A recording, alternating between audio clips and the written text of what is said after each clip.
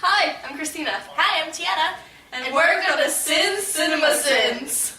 This week is Insidious Chapter 3. We got 15 minutes ahead of us. More, because pauses and crap. So, yeah. Like, comment, subscribe. You know, all that fun jazz you've heard a million times on YouTube. Here we go. Go. Go.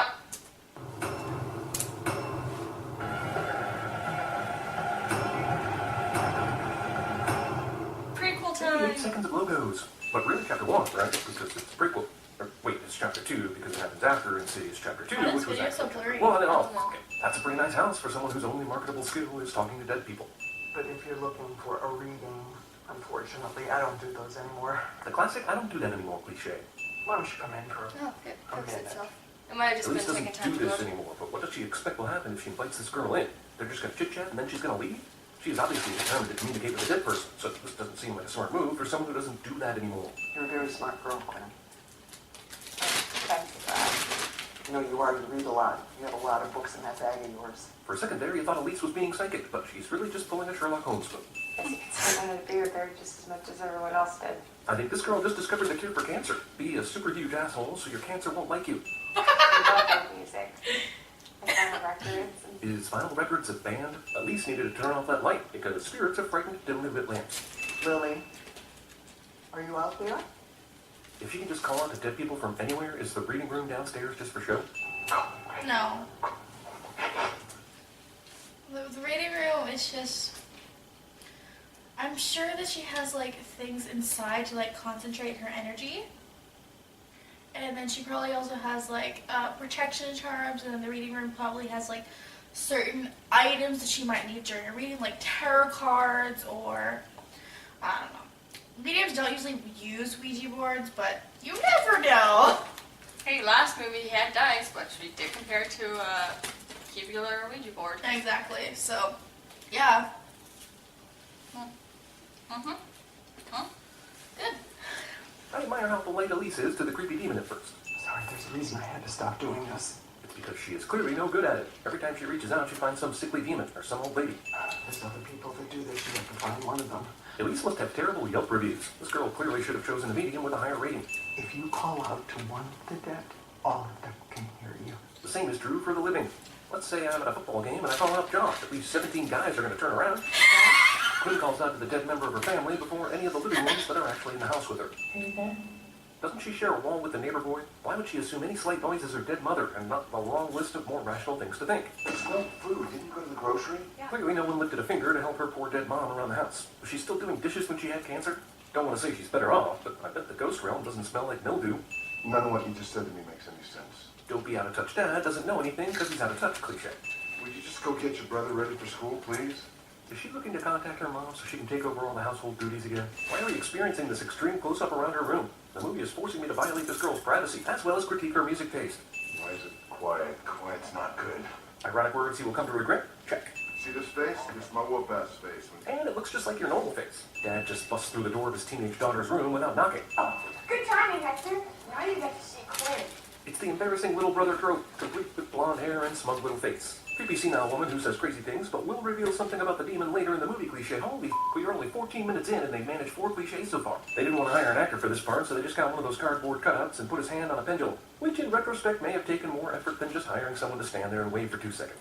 Holy f***, where is this theater? Hands Well, laughing? most of This these is the creepiest theater cliches in the are actually, world. like, real life things, though. Russ dude in charge of auditions to throw you off your game trope. I won't ever forget this. When auditioning for theater school, don't prepare a monologue that begins with "I'll never forget this" if there is even the slightest chance that you will forget it. What's going on with this guy cooking? It's not a hot dog stand or anything. Looks like just some dude cooking something in a bucket. Maybe he lives in an apartment nearby and really wanted to grill out, didn't have any of the tools available, so he just ate it. Why is it in many horror films the pretty lead is friends with some punk emo supporting character? Do high school kids in this town just hang out in dirty alleyways with guys cooking God knows what in buckets? There has to be a mall somewhere. At first, he seems pretty friendly, just casually waving from a distance, but I'm not sure what his goal is here.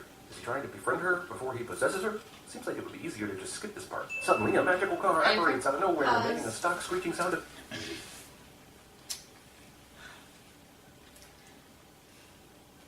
What was I gonna say? Okay, so spirits or in this case, I'm pretty sure he's a demon, cannot possess the living just like that. You can't just come, oh, I like this person, hi, jumps in. Yeah, this isn't supernatural. Which, thank God, honestly, if real life was like supernatural, we'd all be You'd be dead. screwed. You'd be screwed. Exactly. There's no Silent Dean in the real world.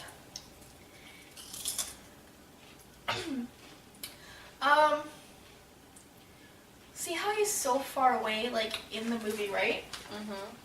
So He's that's... got at least, like, 50, 100 feet. Mm-hmm. So he's trying to, like, get her attention slowly so that she starts getting scared of him, right? He's trying to build that fear. He's like, oh, hi, I am a friendly ghost. And you see, like, in the movie, he gets closer and closer and closer. That's the amount of distance until possession. He comes with his own countdown. Pretty much. Hmm? Hey, on the bright side, you probably won't have to take care of your brother anymore. When she dies, she goes to the reverse matrix. The demon really screwed up here. If he wanted to take her soul, he had the perfect opportunity, but he just jump scared her back to life. Now we have to go through a standard possession. Is that a cliche? Did This you is an want important to? character that adds nothing to the movie, but I don't need you for... First of all, what dimension she was in the further, she was starting to become a spirit, correct? Well, what's what I'm getting from this movie. So, if she would have died, then the demon couldn't have possessed her body. Because they need Needs to be living, right? Yeah, it needs to be living. So technically, he, like, made sure that she would go back. How cliche things also. This creepy bedroom is brought to you by Jack Link's Beef Jerky. Feed your demon side. Everything you like. Books. He likes just books.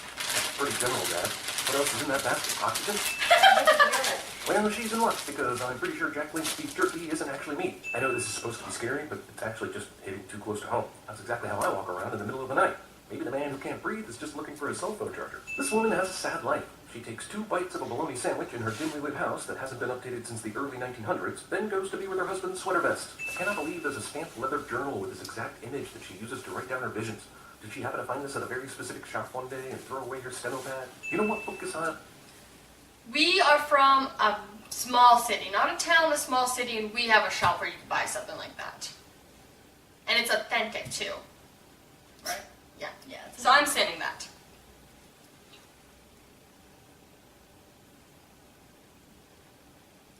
Yes, you can find stuff like this. You can find anything. Yeah. On my list not to read after a traumatic I'm sure if experience. you've lost your Clockwork wallet, Orange. and you ever find it again, it's probably gone. Okay, she's going to text Hector, who she thinks is knocking back, and he's not going to be there, so we know it's the demon. Great. My question is, if the demon is so evil, why is he waving, casually strolling around the bedroom, and properly responding to shave and Do haircut? you want to send this Maybe again? he's just looking for Yeah. a friend. Maybe he's just looking for a friend. He is technically in the beginning, but it's not with that kind of friend. If you Not don't that know. kind either. Oh my god! I really hope we have young viewers on here. If they're young, they won't know what we're saying anyways. Did we really explain why we said this? We're sending it for it's a re-sin. Yeah, pretty much. Again, if you don't know, the waving. Same sin. Did dude already have those composed and was just waiting to hit send? They came in way too quickly.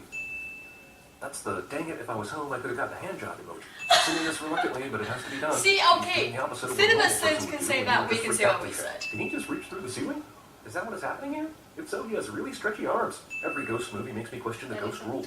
This I is don't- corporeal enough pause. to make footprints, but Doesn't she have a vent on top of her bed? I don't know. Yeah, remember she climbs onto the bed and she goes because she thinks she hears things in the vent, thinks it's her mom at the beginning? That's where that looked like that came from, but that was a really long arm. Demons don't exactly follow physics or stuff like that. Yeah, I know. Anyways.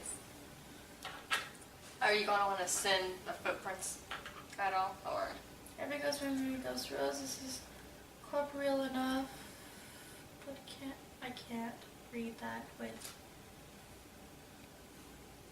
Also reach a giant arm through the ceiling into the room below. Tell me who's going to pay for the crack in my ceiling. No one is even the slightest bit concerned about the tar footprints or the fact that his daughter was just touched by something. The ceiling should be the least of your worries. I think that was Mom trying to reach me. You still think it's your mom? We weren't even 5 minutes into this movie when Elise said point blank, no, it's not your mother. How old is that lock? I'm pretty sure that was the key Ben Franklin used to discover electricity. Oh my god. I'll help her. Does being psychic include Dr. Doolittle-like powers? Did the man No. who can't breathe never learn how to properly walk? That looks like an extremely awkward way to turn left. Maybe it's the ghost of Derek Zoolander. Again, what are the ghost rules? Is it also a pickpocket who can remove things from your body without you feeling it? Hopefully it's not a pervert ghost, but still, Quinn should watch her Yeah, bra. they can I teleport didn't objects. her mother. The standards of telling which ghosts Is are this just or a are not fact or Quinn's a mother sin? are set pretty low. I just So I guess it makes sense that something this obvious to me can only be obvious to a psychic in this universe. Ah, the standard psychic beaded curtain accessory. It must be free with every purchase at Mediums R Us. I know you're there. Is it possible this demon/ghost isn't aware it's leaving footprints everywhere? No, it's doing it on purpose. But that was the question. Yeah, So that's- exactly. I Too just late made a now, comment. Elise. Right. The real villain, as always, is your internet provider. Anything It's is your scary when it's internet accompanied by a provider. group of violinists that are apparently playing in the back of a pickup truck that just backfired. He can clearly just appear wherever he wants, but he casually strolls over to the window to shut the curtains. He wants to can you pause that. I'm saying that. Sure. He wants to make her as scared as possible, so that when he because he's feeding on that fear, right? So he wants to like build it up to have as much fear so it can take another chunk of her soul. Yes, we don't know this yet, but he takes her soul slowly in this movie. Yeah. It's not like the other ones where it's boom. He's feeding off of her slowly. Yeah. But they brought in Darth Vader to provide the sound effect for the demons. You live in an old, thin-walled apartment building. Feel free to scream and yell and beg for help at any time, kid. All that walking around and shutting things just to yell in her ear. I feel like he and the people making this movie are just figuring all this out as they go along. Sometimes he leaves behind black tar footprints. Other times he doesn't. Why, you ask? Because you, that's why. Okay, she is comedically incapacitated at this point. Is this poor girl going to be in a full body cast, drinking from a straw by the time this demon finishes? Before I thought that it was Mom trying to contact me. It's something else. Even though the viewer knows the demon is real, her father does not. But from his perspective, his daughter is still clearly troubled. At what point is he going to send his grieving, constantly injured, maybe self-harming from his POV daughter to a psychiatrist? You sure it wasn't just a bad dream? I wonder how many bad dreams Quinn's dad has had that threw him out of bed. Why did people call her this? She never once had a cat, or talked about cats, or looked like a cat, or wore a sweater with a cat on it, or was named Kitty. Why did we do any of that scene? This movie does an excellent job at introducing characters that have no role in the story. I guess It without did them, have a role would in have the been too story. short. Can we just make it a rule that no more... Remember? Like when before she died, before she died, she's like, the man who can't breathe, who's like on top in the floor above. He was in your room last night. Okay. I don't remember this movie, but you do. I've watched it like 3 times. Horror movies can do long, empty hallways. The Shining did long, empty hallways. They are all off limits now. If someone told me this was an episode of American Horror Story Hotel, I would believe them. Let's look at the bright side here. It was nice of him to push her down the hallway in a wheelchair instead of flinging her around again. He was so close to not containing any needless objectification. But here it is, a sexy demon butt. It's a reverse Lord Voldemort. So far, this demon's biggest crime is f***ing up original hardwood floors. Alright, let's take a moment here. How the f*** does this work? I get it, he can walk on walls, but this seems way more complicated than just jumping through the window. Did he step on the wall, try to continue walking, but then fell through the window? That doesn't work, because gravity doesn't change. Maybe he jumped on the wall and dove through the window. You know what, I'm going to stop trying to inject logic where there clearly is none. So I guess he can Spider-Man style crawl up walls too. I guess the jump scare would be a little less jumpy if he was standing horizontally off the wall like his footprints would suggest. That was an amateurishly abrupt scene change. Did he exclusively wear that sweater vest? It must have been strange to go to the beach with him. Imagine the sweater vest tan. Actually, do yourself a favor and don't imagine that. I visited the dark looking for him. I'm looking forward to the Insidious 6 prequel of this gender-swapped Orpheus myth. Something we living people are not supposed to do. I would imagine that we aren't supposed to do any of it. That's how we maintain the qualification to be living people. Classic Elise being easily persuaded to go into situations where she would have to use her talents. When you go there, things come back with you. Is she talking about Walmart? That seems to happen every time I go to Walmart. If we were all about this being a dark place, why would the dark place provide her with a light? And why would it look like that? Whoever does the interior design for the dark place must be really into Japanese culture. I'm assuming you have something to say. With the lamp? Yeah. Because he's... Or maybe not for a sin, but an explanation. Because he's... Why, there's a lamp? Yeah. You've already explained this in one of the other ones, but I don't know what he said. Oh, I think it's just because why the lamp is provided. I don't think I explained this in the other one. I think you did briefly. She's still alive in this case, right? Yes. The light might be representing her attachment to the human world. Her body, because the spirits in there don't have lamps, right? True. So it's like the symbol, I am a traveler. I am alive. Come haunt me. Pretty much. Please don't. Stay away. I don't want this. But instead I'll just carry this, giant beacon of light, show everyone who I am. And where I come from. My body's available. I don't know about yours. Careful walking down that hallway. I remember this part. The elevator opens and some patrons of Disney's Hollywood Studios ride down the hallway in some sort of hybrid elevator car before going to another elevator shaft for a free fall. Where is the man who can't breathe? Who was it trying to upset him? Elise didn't say that doesn't really answer my question. Does the dark place also have a furniture store?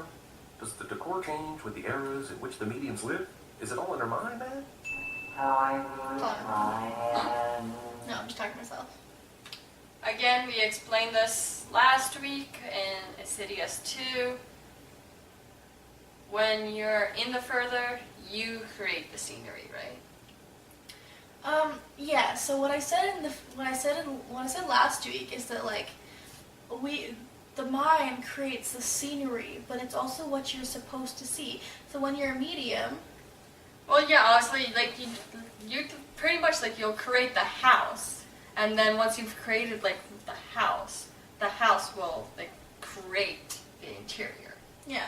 So as soon as you put a house, you enter a house, and further, the spirits you're supposed to see or give you insight will be there as well. For example, if a spirit died in the chair has to be there. Yeah. I don't know, it's some complicated stuff. Anyways. This is what Google's for.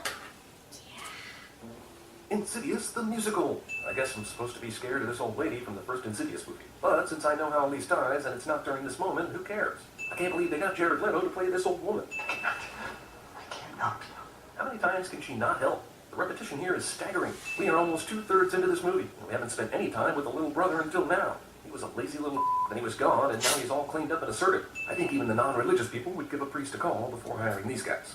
Yeah, you showed that one where you guys get the ghost out of that one hotel. Wasn't that the plot of Ghostbusters? Plus, I know these guys are before phony. that, what he just said with the priest, Mm-hmm. Chad said I'm not religious. The church half the time will not help you if you aren't baptized or go to church, or it's mostly just if you're not baptized. The church doesn't want to help people who aren't Religious. believers, or they might believe, but religious, yeah, is the word.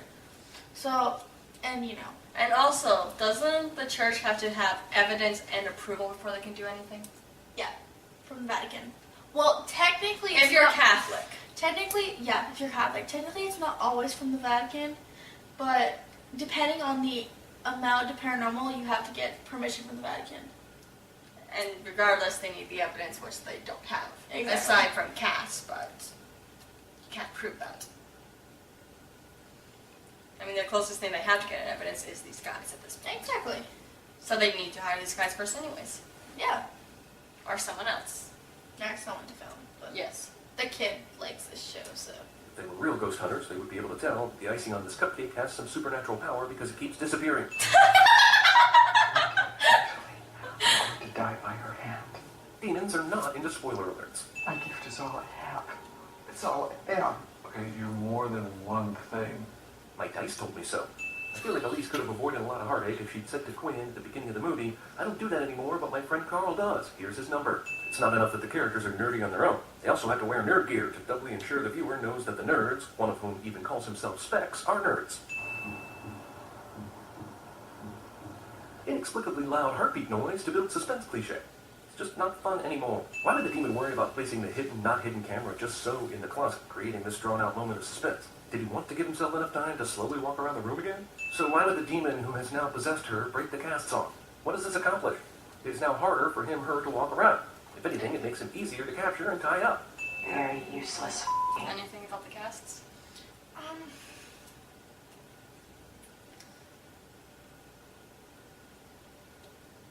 Don't. I have something.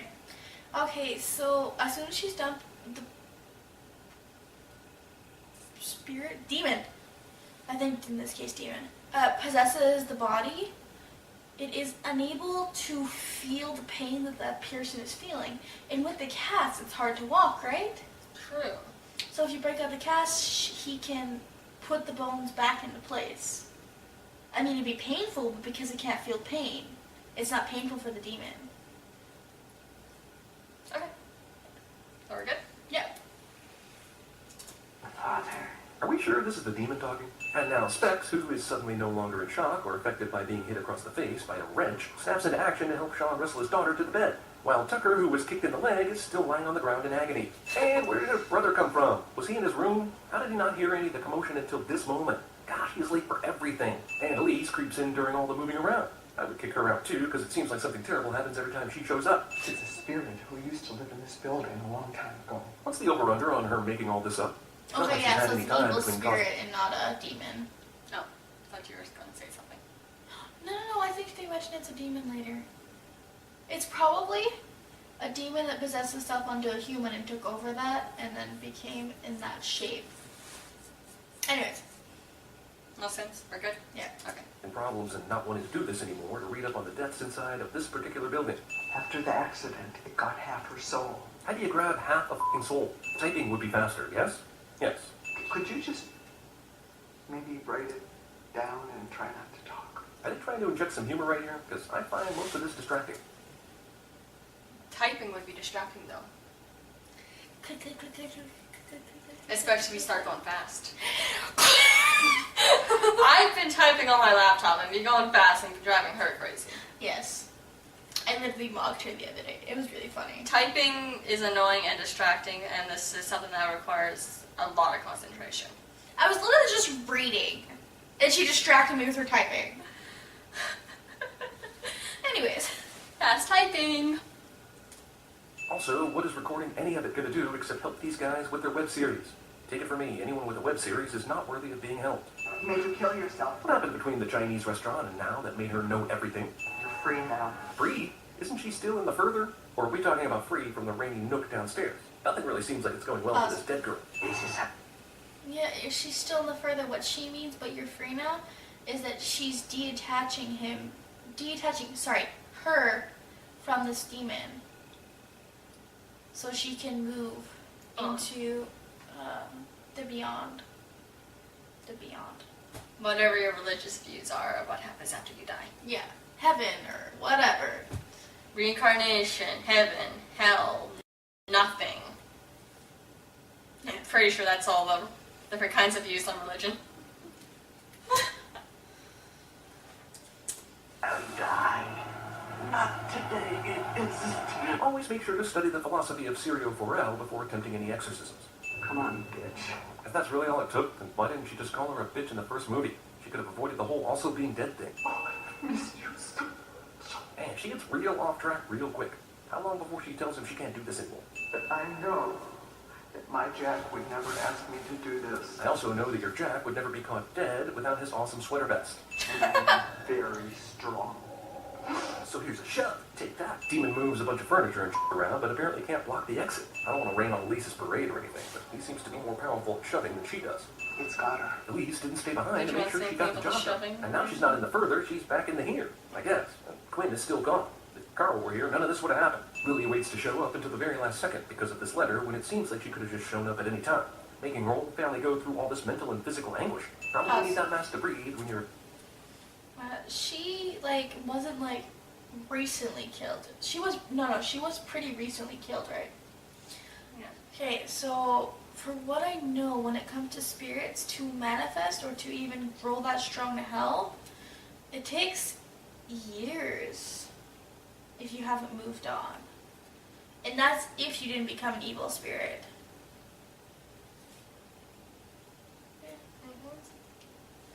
Okay. The demon in the afterlife, don't you? So Lily was there while the demon was also there. So it seems like Lily would have been aware of everything that was happening with her daughter, but chose not to step in until now. Nice parenting, Lily.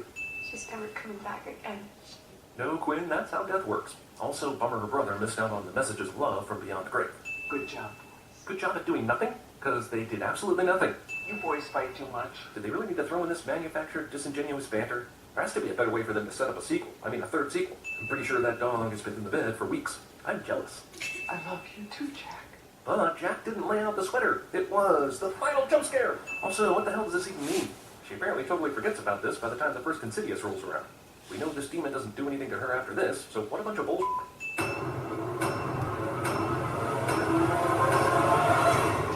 Okay, Basin 134. We did 4, 8, 12. 13 sins. Do we want to watch this again? 13. 13. That's a really unlucky number. Okay, so from 13. So, I 21. can't 121. So 121 is the actual sin number. Alright, well, I hope you guys enjoyed. Do like, subscribe, like everybody else tells you here on YouTube. Whatever you're watching this But not on. everyone will tell you. Feel free to contradict us. Exactly. You have any contradictions? You have any more sins to cinema?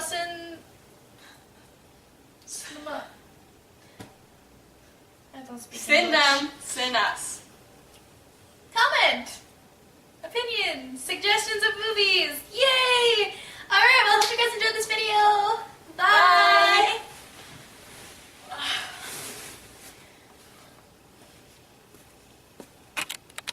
Nothing. I'm pretty sure that's all the different kinds of views on religion. And I. Not today, it isn't. Always make sure to study the philosophy of Sirio Forel before attempting any exorcisms.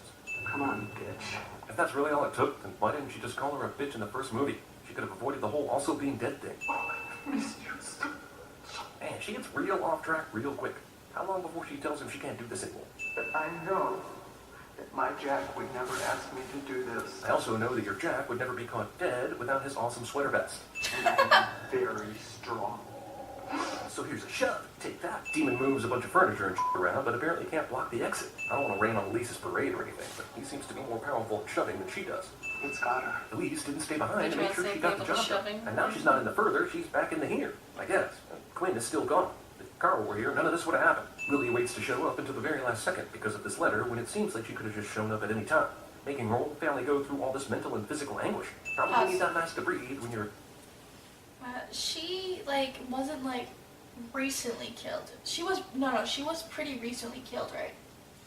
Yeah. Okay, so from what I know, when it comes to spirits to manifest or to even grow that strong to hell, it takes years if you haven't moved on. And that's if you didn't become an evil spirit.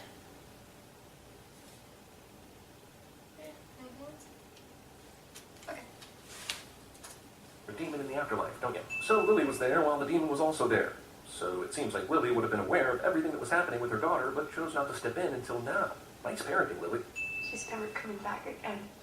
No, Quinn, that's how death works. Also, bummer her brother missed out on the messages of love from beyond the grave.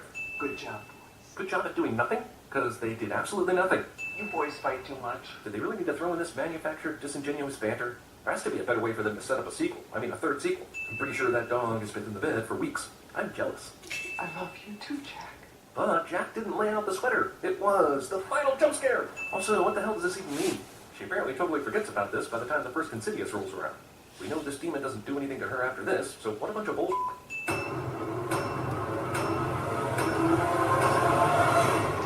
Okay, Basin 134. We did 4, 8, 12. 13 13 sins. Do we want to watch this again? 13. 13. That's a really unlucky number. Okay, so from 13. So, I can't 21. math. 121. So 121 is the actual sin number. Alright, well, I hope you guys enjoyed. Do like, subscribe, like everybody else tells you here on YouTube. Whatever you're watching this But not on. everyone will tell you. Feel free to contradict us. Exactly. You have any contradictions? You have any more sins to cinema?